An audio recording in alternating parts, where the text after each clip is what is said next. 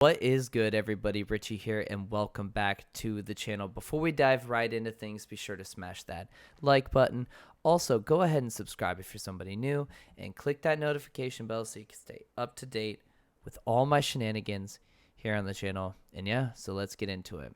So this is the spoiler-free part of the video where I discuss my thoughts and opinions about Bayonetta 3. But first, I just wanted to show off I got the original edition, and I also got the Trinity Masquerade Edition, which cost about $90 at retail. And of course, your boy had to pick it up because I'm sure it'll probably be worth something to an amazing Bayonetta fan someday. But yeah, so I had to pick that up.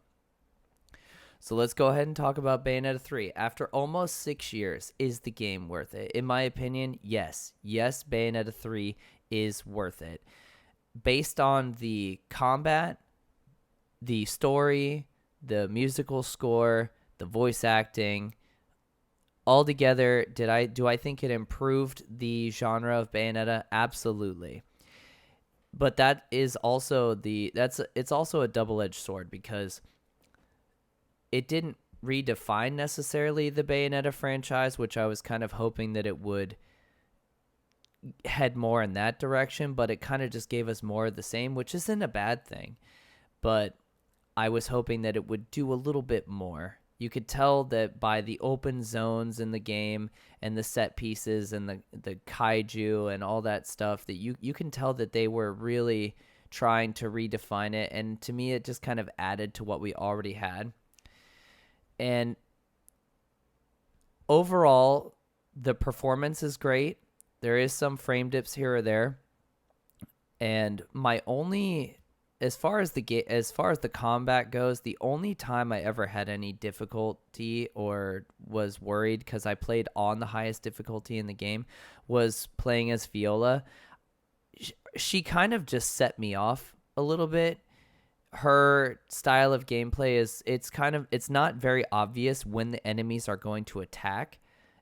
So it was very difficult to like time the whole parry concept from Viola. So I would say she's my only downfall for the gameplay as far as that's concerned. So let's go ahead and talk about the music.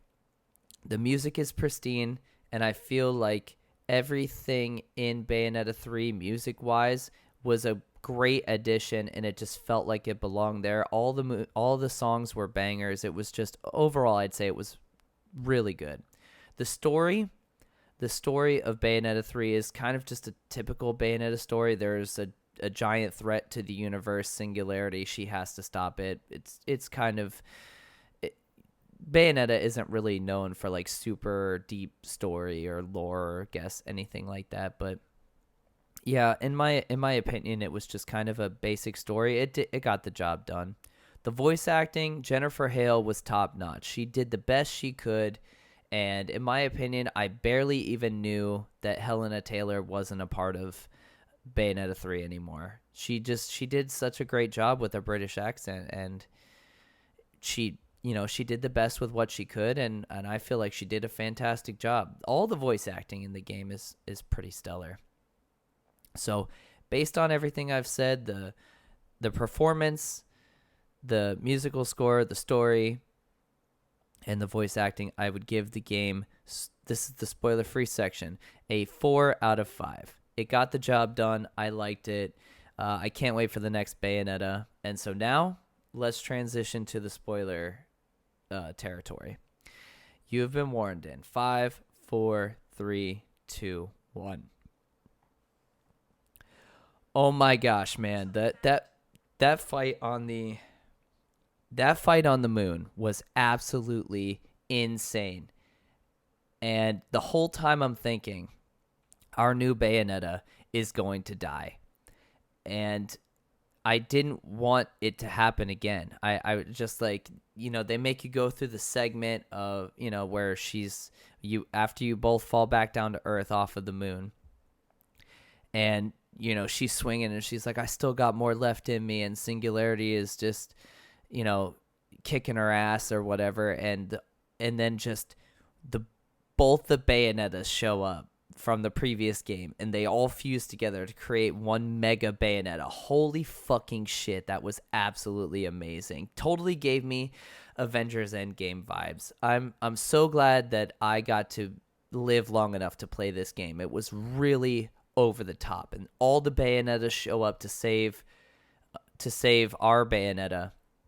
And man, it was just so great. Just an absolutely over the top final battle. And and then it's revealed that Viola is the daughter of Luca and Bayonetta, and I'm just like, oh my gosh, man.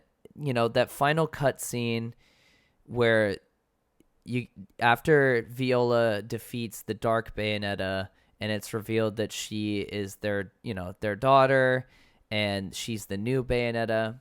I'm only hoping and praying that if they continue, they kind of have to now with Viola as the new Bayonetta, that they improve her combat tremendously, because the whole parry thing, kind of annoying in my opinion. I think I'm going to replay it to try to get used to it or see if I can figure it out.